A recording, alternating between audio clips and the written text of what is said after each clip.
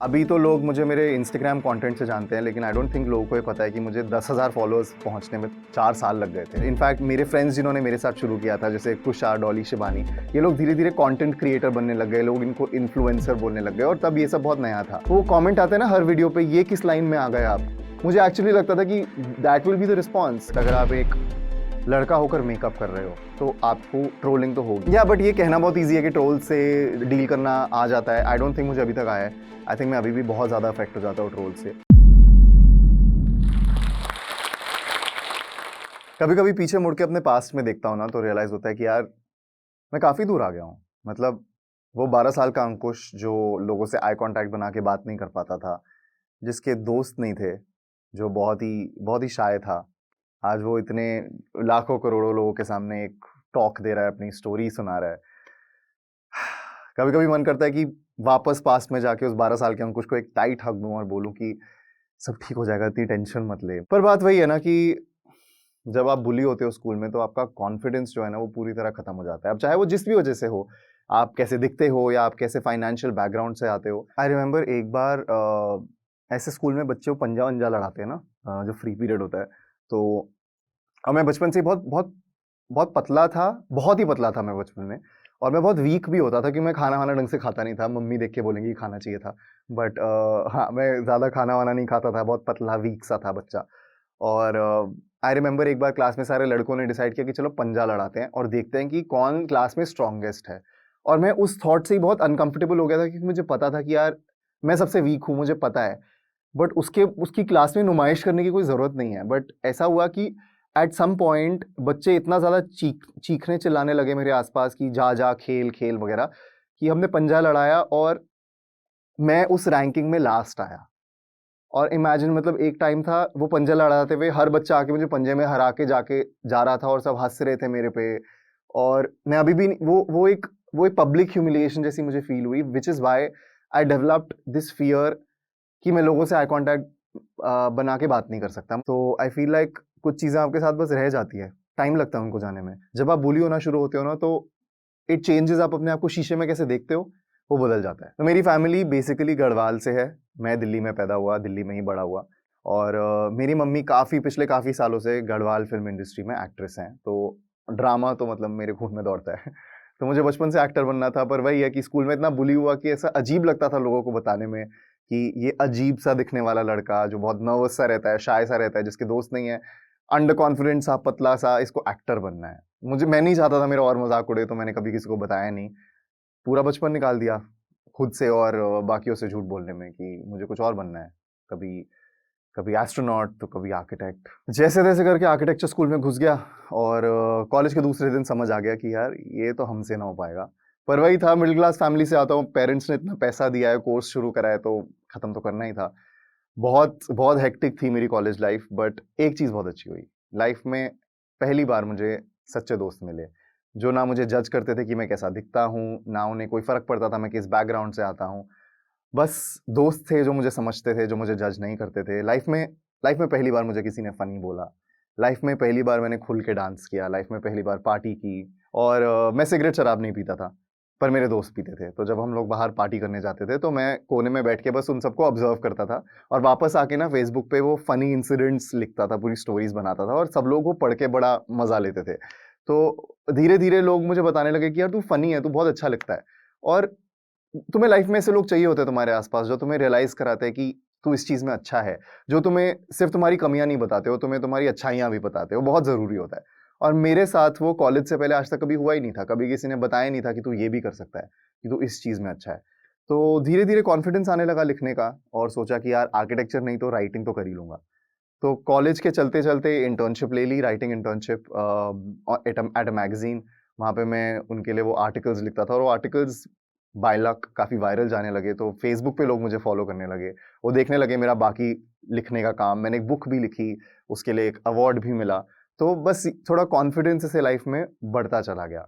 फिर जब कॉलेज चल रहा था, ग्रेजुएशन चल रही थी, उस टाइम मेरी जॉब कंफर्म हो गई, ग्रेजुएट भी हो गया। फिर अगले 2 साल तक मैं आर्टिकल्स लिखता रहा उस मैगजीन के लिए, और घर पे झूठ बताया, बोला कि अभी आर्किटेक्चर में नौकरियां नहीं है, इसलिए वहां नौकरी नहीं कर रहा, इसलिए अभी राइटिंग कर रहा हूँ, क्योंकि अभी मार्केट में थोड़ी तंगी चल रही है।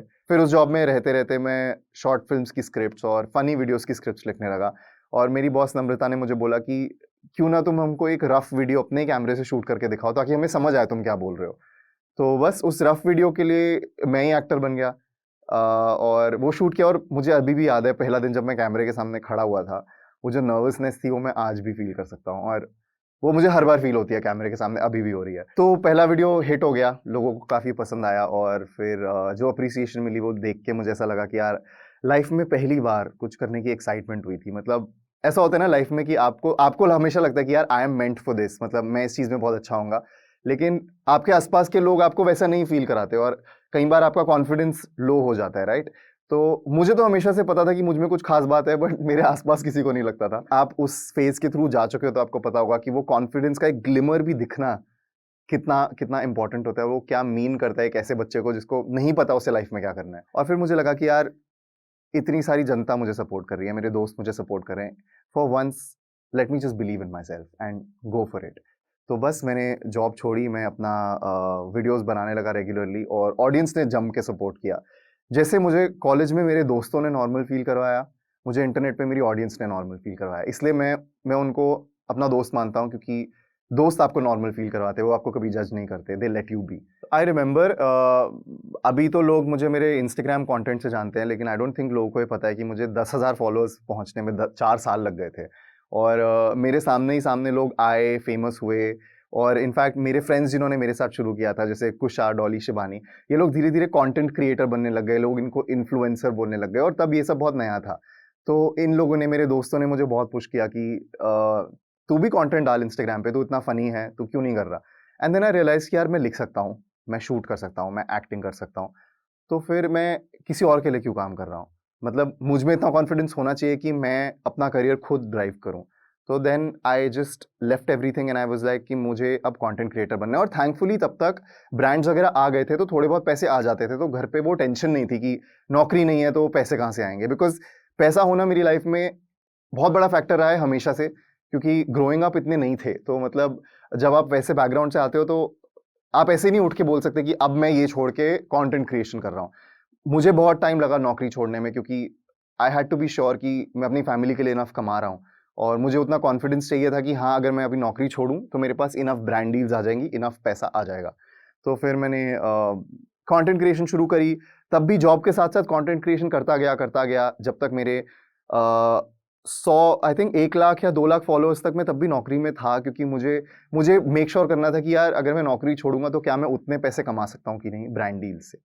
तो फिर वो हुआ, फिर मैंने सोचा चलो अब पैसा आ रहा है तो अब छोड़ देते हैं, थोड़ा अपने पे भी दाँव लगाते हैं। इतने सारे लोग तुम पे बिलीव कर रहे हैं, तुम्हारे दोस्त तुम पे बिलीव कर रहे हैं, तो मतलब let's believe in ourselves for once. मैं 30,000 फॉलोअर्स पे था जब मुझे मेरी पहली ब्रांड डील मिली और मैं बहुत खुश हुआ था। और उन्होंने बोला था कि तुम हमारे कपड़े पहन के एक फ़ोटोशूट करो, हम तुमको देंगे ₹5,000। ये था मेरा पहला ब्रांड डील, ₹5,000 हम तुम्हें देंगे। और मैं उस ब्रांड का नाम नहीं लूँगा क्योंकि मेरे शूट करने के बाद वो ब्रांड ने मुझे रिस्पॉन्ड करना बंद कर दिया और मुझे वो पैसे आज तक नहीं मिले और उस बात का मुझे मुझे अभी तक उस बात से चिढ़ मचती है कि मैं उस टाइम कुछ कर नहीं पाया। मेरे पास वो पावर ही नहीं थी उनको बोलने की कि तुम ऐसा कैसे कर सकते हो? मैंने फ़ोटोग्राफ़र हायर करके वो फ़ोटो शूट किया और मेरी जेब से पैसे गए बट मुझे कुछ पैसे नहीं मिले।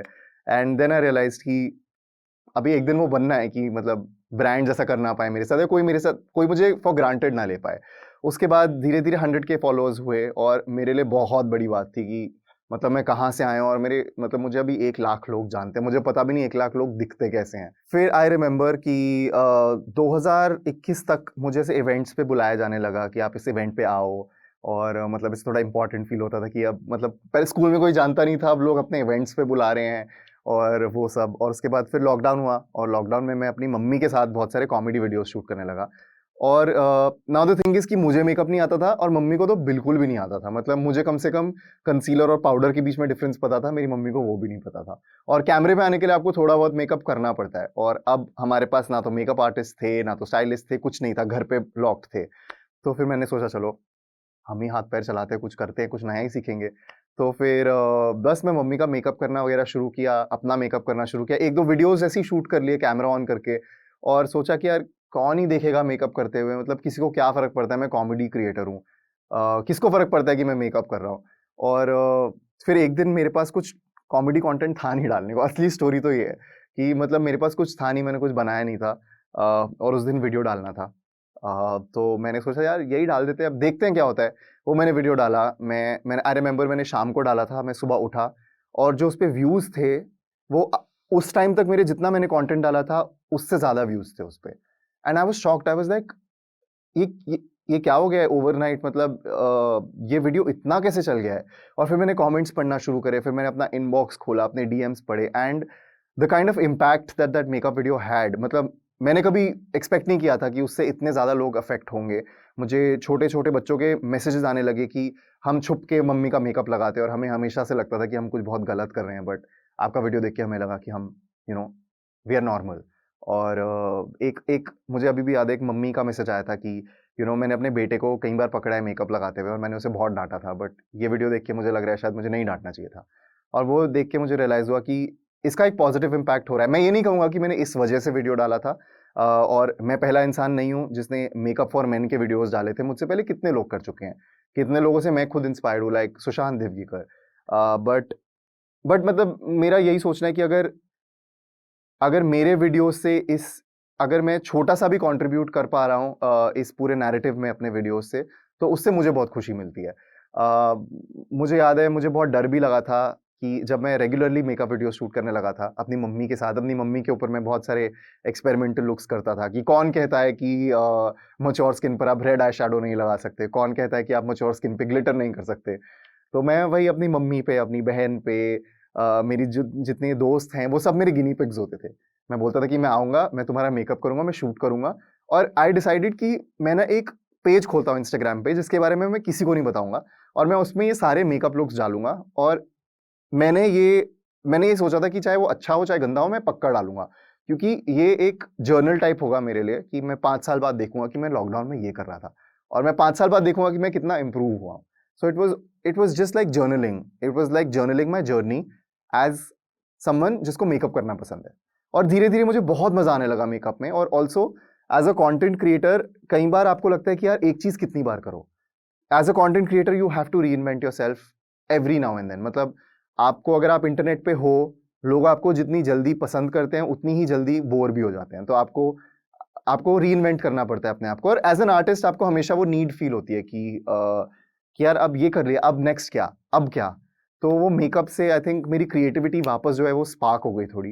एंड मैंने विंग इट विद अंकुश नाम का पेज शुरू किया और किसी को नहीं बताया उसके बारे में। मैंने सोचा था 5 साल बाद मैं खुद देखूँगा अपनी जर्नी और देखते हैं कैसा लगता है। फिर धीरे-धीरे लोग वो ऑटोमैटिकली डिस्कवर करने लगे page and I was shocked, क्योंकि मुझे लगता था कि जब लोग देखेंगे कि मैं ये भी कर रहा हूँ, वो जज करेंगे यार कि तू तो कॉमेडी करता था, अब तू सडनली मेकअप। वो कमेंट आते हैं ना हर वीडियो पे, ये किस लाइन में आ गए आप? मुझे एक्चुअली लगता था कि that will be the response. और कुछ लोगों का रिस्पॉन्स था, बहुत ट्रोलिंग भी हुई। और होता ये है कि इंटरनेट पे आप कुछ भी करो आपको हेट तो मिलेगा ही, बट अगर आप एक लड़का होकर मेकअप कर रहे हो तो आपको ट्रोलिंग तो होगी, वो अभी भी होती है। मतलब मेरे जितने फॉलोअर्स बढ़ते हैं उतने सपोर्टर्स बढ़ते हैं, बट उतने हेटर्स भी बढ़ते हैं, क्योंकि उतना आपका कंटेंट और लोगों तक जाता है। एंड पर ऐसा भी है कि इंटरनेट पे और भी बहुत सारे लोग हैं जिनको मुझसे भी ज़्यादा हेट मिलती है, जिनको रियल लाइफ में भी बुलिंग होती है। तो आई फील लाइक कभी कभी अगर अब मेरा बुरा दिन जा रहा है तो मुझे ट्रोलर से भी बहुत फर्क पड़ता है। मतलब आई रिमेंबर शुरू में तो मैं बहस करने लग जाता था। वो एक लाइन लिखते थे, मैं एक पैराग्राफ का जवाब देता था कि तूने मुझे कैसे बोला। बट अब मुझे रियलाइज होता है कि यार हम लोग ना हमेशा हेट हमारा अटेंशन ज़्यादा जल्दी ड्रॉ कर दिया then love. Then I start telling myself कि यार ये 2 हेट कमेंट्स के चक्कर में मैं पूरा दिन खराब कर रहा हूँ। अगर मैं 5 मिनट स्पेंड करके वो अच्छे कमेंट्स पढ़ूँ ना, तो मुझे रियलाइज़ होगा कि this will always overpower this. But but ये कहना बहुत ईज़ी है कि ट्रोल से डील करना आ जाता है। आई डोंट थिंक मुझे अभी तक आया है। आई थिंक मैं अभी भी बहुत ज़्यादा अफेक्ट हो जाता हूँ ट्रोल से। आई थिंक बहुत ज़रूरी है कि आप ऑनलाइन वर्ल्ड के अलावा ऑफलाइन वर्ल्ड में भी जीना सीखो, जो कभी-कभी मिस हो जाता है जब आप कंटेंट क्रिएटर होते हो। क्योंकि आप इतना टाइम अपने फ़ोन पे बिताते हो, इतना टाइम ऑनलाइन बिताते हो, कि आपको लगने लगता है कि वो रियल वर्ल्ड है, पर वो रियल वर्ल्ड नहीं है। आपको अपने ऑफलाइन वर्ल्ड से टच नहीं छोड़ना है। Like that has been my biggest learning कि I surround myself with people who give me reality checks. तो बस वो मेकअप पेज इतना बड़ा कि एक दिन मैं मैक कॉस्मेटिक्स के कैंपेन में, मैं अकेला लड़का था उस कैंपेन में। और ये मतलब आप इमेजिन करो, आपके मम्मी पापा मॉल में जा रहे हैं और मैक का स्टोर होता है जहाँ से हमने कभी मतलब सोचा भी नहीं था कि मेरी फोटो लगेगी वहाँ पे एक दिन। मतलब आप इमेजिन करो, मेरे मम्मी पापा मॉल में चल रहे हैं और एक मैक का स्टोर है और वहाँ पे उनके बेटे की फ़ोटो है और वो उस फ़ोटो के साथ फ़ोटो खिंचवा के आपको वो फ़ोटो भेज रहे हैं। मतलब वो जो एक फीलिंग होती है ना, मतलब मुझे अभी भी याद है, वो फ़ोटो याद है, मुझे याद है मुझे कैसा फ़ील हुआ था उस टाइम।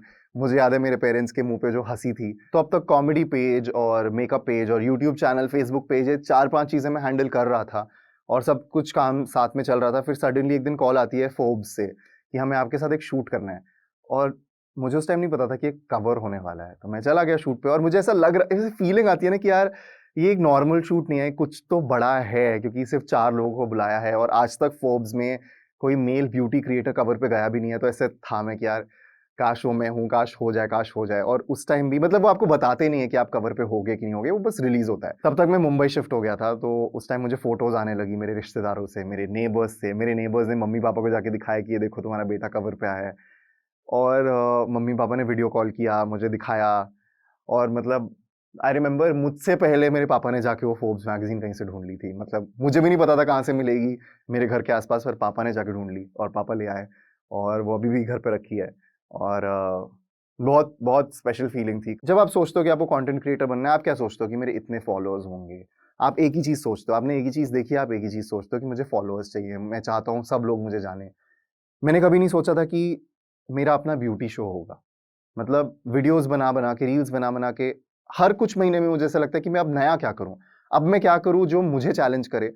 और जब विंग इट विद अंकुश मेरा मेकअप पेज सक्सेसफुल हुआ, तो लैक्मे जो ब्रांड है, मैंने और लैक्मे ने मिलके एक शो क्रिएट किया, विंग इट विद अंकुश। जो था कि जो मैं इंस्टाग्राम पे करता था, वो फुल फ्लेजेड शो बन गया, मेरे लिए एक सेट खड़ा हुआ। मतलब ये इतनी स्पेशल फीलिंग थी कि इतने सारे लोग मेरे आस-पास मुझ में बिलीव करते हैं। मतलब एक ब्रांड बिलीव करता है, ये डायरेक्टर बिलीव करते हैं, ये प्रोड्यूसर बिलीव करते हैं, ये सब आप पर अपना पैसा लगाने को रेडी है कि ये इंसान जो सोच रहा है और जो ये करेगा, उससे वैल्यू ऐड होगी। उस शो में इतने इंटरेस्टिंग सेलिब्रिटीज़ आए और वो आने के लिए रेडी हुए, जैसे शीबा चड्ढा मैम जो इतनी अच्छी एक्टर हैं, then Sushant Divgikar, a friend, Kusha, Shruti Hasan, so many people came on the show and so many celebrities messaged me saying कि अगला सीज़न करोगे तो हमें ज़रूर बुलाना। मतलब ये इतनी बड़ी बात है कि मुझे लगता था कि यार कौन मुझे जानता है, कौन मेरे शो पे आएगा? स्पेशली सेलिब्रिटीज़ को बेयर फेस आना, बिना मेकअप के आना, अपना मेकअप करवाना, बहुत बड़ी बात है। सेलिब्रिटीज़ यूजुअली नहीं करते क्योंकि ऑब्वियसली वो कैमरे पे हैं, लोग देखेंगे, जज करेंगे। तो एक ऐसा फॉर्मेट क्रिएट करना कि लोगों को मन करे उस पे आने के लिए, वो आई थिंक वो मेरे लिए एक अचीवमेंट है। मतलब कभी-कभी मैं ऐसे सेट पे जाता हूँ ना, आई एम लाइक, तुम लोग पागल हो? तुम्हें लगता है मैं ये कर सकता हूँ? और फिर ये लोग मुझे बोलते हैं, हाँ, तू कर सकता है क्योंकि तू इतनी दूर तक आया है। इस पूरी जर्नी से जो सबसे स्पेशल चीज़ मैंने अर्न करी है, वो मेरे फॉलोअर्स नहीं हैं, वो पैसा नहीं है, वो है कॉन्फिडेंस। वो है कॉन्फिडेंस कि मैंने अपने आप में बिलीव करा और मैं यहाँ तक पहुँचा, और अगर मैं अपने आप में और बिलीव करूँ तो मैं और आगे पहुँच सकता हूँ। आई थिंक मेरी कंटेंट क्रिएशन जर्नी में इतना कुछ हुआ कि मुझे फिर लगने लगा कि यार ये सब तो चल रहा है, बट अभी वो बचपन का जो एक्टिंग वाला सपना है वो तो अभी भी है ही।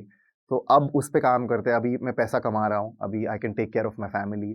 तो let's finally take the plunge, क्योंकि हर एक के पास वो प्रिविलेज नहीं होती है कि तुम कभी भी अपना बोरिया बिस्तर बांध के एक नए शहर चले जाओ और स्क्रैच से स्टार्ट करो। मेरे लिए बहुत ज़रूरी था कि मैं फाइनेंशियली इंडिपेंडेंट हो जाऊँ पहले और फिर मैं मुंबई जाऊँ।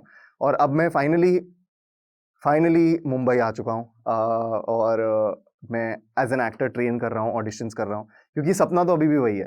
कंटेंट क्रिएशन के थ्रू मैं अपने आप से मिल चुका हूँ और मैं अब बहुत बेटर फील करता हूँ अपने बारे में, और एक करियर ढूंढ लिया मैंने अपने लिए पैसा कमाने के लिए। बट एक्टिंग तो अभी भी मेन सपना है, और मैं ट्राई करता रहूँगा। पता नहीं होगा कि नहीं होगा, बट कई बार लाइफ में आप जो सोचते हो वो नहीं होता, पर जो आप नहीं सोचते वो हो जाता है, जैसे कि कंटेंट क्रिएशन। तो बस ये जर्नी काफ़ी एक्साइटिंग रही है, फ्रॉम समवन जो जो एक रूम में भी बात नहीं कर पाता था लोगों के सामने, टू बिकमिंग समवन जो अभी इंटरनेट पे कंटेंट बनाता है, जिसको बड़े से बड़े ब्रांड्स आके जिसके साथ काम करते हैं, जो सेलिब्रिटीज़ के साथ शूट करता है, जिन सेलिब्रिटीज़ को बचपन से बस कैमरे पे देखा है। लाइफ काफ़ी बदल जाती है, और मैं बस ये कहना चाहता हूँ कि बिलीफ रखो, लाइफ में कुछ चीज़ें ऐसी होती हैं और ऐसे टाइम पे होती है जब आप बिल्कुल एक्सपेक्ट नहीं कर रहे, और कभी-कभी कुछ बहुत ही छोटी-छोटी चीज़ें मिलकर इवेंचुअली एक बहुत बड़ी चीज़ बन जाती है। जो कॉन्फिडेंस मुझसे स्कूल टाइम पे लोगों ने छीना था, वो मुझे आगे जाके लाइफ में मेरे आस-पास वाले लोगों ने वापस भी दिया। So I feel like it's always just be kind to people and आपके आसपास वाले जो दोस्त हैं उन्हें सपोर्ट करो, क्योंकि आई थिंक मेरे आसपास वाले लोग अगर मुझे सपोर्ट नहीं करते तो मुझ में कभी इतना कॉन्फिडेंस ही नहीं होता कि मैं अपने आप को सपोर्ट कर पाता। तो और और तुम्हें सच में नहीं पता लाइफ तुम्हें कहाँ लेके जाने वाली है। कई बार तुम एक ड्रीम सोच के चलते हो और तुम सिर्फ उस ड्रीम पे फिक्सेटेड होते हो, लेकिन अगर आप अपना होराइजन थोड़ा बढ़ाओ, if you are open to see, there are two things. एक चीज होती है जो आप लाइफ से चाहते हैं और दूसरी चीज होती है जो लाइफ आपके लिए प्लान कर रही है। तो आई थिंक आप लाइफ से चाहते रहो जो आप चाह रहे हो, but also be open to what life throws at you, because sometimes that is even more rewarding जो आपका असली ड्रीम था। तो नजरें मतलब आंखें खुली रखो, अपॉर्चुनिटीज हर जगह हैं। अपनी लाइफ अपने लिए डिफाइन मत करो, वो अपने आप डिफाइन होती रहेगी विद टाइम। और एक और चीज मैंने सीखी है कि अगर आपको पॉइंट ए से पॉइंट बी जाना है लाइफ में, उसका सिर्फ एक सीधा रास्ता नहीं है। कई बार वो रास्ता ऑपोजिट साइड जाके फिर घूम फिर के वहां आता है, लेकिन वो रास्ता आपको लेना पड़ेगा to find out whether you reach there or not. But just be open to life happening to you.